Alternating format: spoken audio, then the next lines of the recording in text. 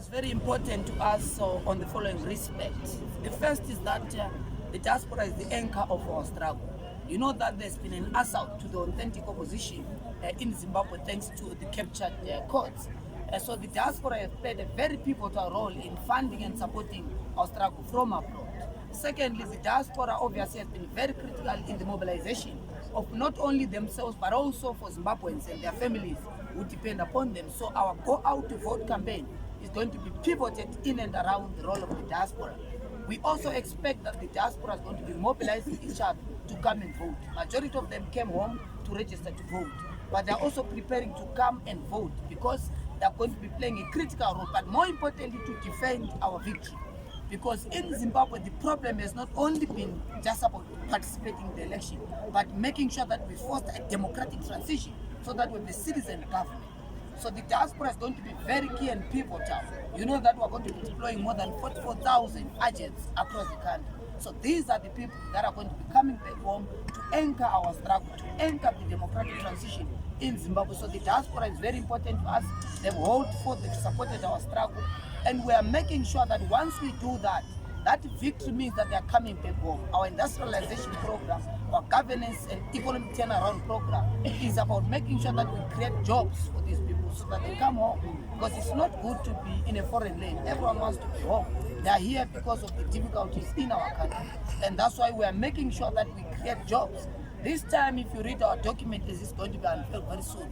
We are bringing out the quantitative aspect of how many jobs we want to create and how, so that all these people are going to be able to come back home and enjoy the beauty of our teapot-shaped country. Ostalos! Ostalos! We ask one question, then we will answer. Mr. Ostalos! Mr. Ostalos! Mr. Ostalos! Mr. Ostalos! Comrade Ostalos! Comrade Ostalos! Comrade Ostalos! Comrade Ostalos, your feelings after the speech from the president? No, we are very happy that our champion-in-chief, the president, came to South Africa and received, the message from Zimbabweans in diaspora. The people are very happy. They are coming back to home to come and vote. It's time out for Mr. Mnangagwa and the regime in Harare. The citizens are very clear that change is coming.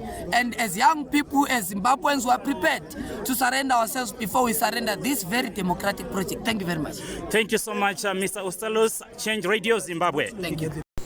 So this brings us to the very conclusion that every Zimbabwean need to participate in this election, whether you are registered to vote or you are not, whether you are able to come back to Zimbabwe to vote or you are not, you have to participate in this election, and you can simply do so by number one, coming back to vote in Zimbabwe, number two, by supporting the cause whilst you are still in diaspora through funding polling stations, through funding your own councillor or your own MP, through mobilizing your own family, friends to actually vote for change. So there are so many ways the people in the diaspora can contribute to the struggle and can contribute to change this 2023. So let us rally behind Advocate Nelson Chamisa, all of us. Let us rally behind these MPs and these councillors. He did a great job, because just imagine if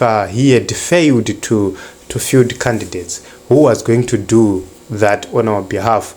None. So you would see that all the side shows, the reason why they've been attacking Nelson Chamisa is because they knew for sure that Nelson Chamisa is the person with the capacity and capability to remove ZANU-PF, the only person with that capacity and capability, because he is the only person who managed to field 97% of the councillors countrywide, except for some 53 who had hiccups, not because they were not there, but because of some challenges which rose through the nomination processes. So we are talking about 53 who were disqualified to participate in this election, not because they were not there, but because of some challenges which Zek said were available. But we are talking about 100% participation in parliament. We are talking about we have Senate, we have PR, proportional representation, all of them, we have them in place. We have the presidium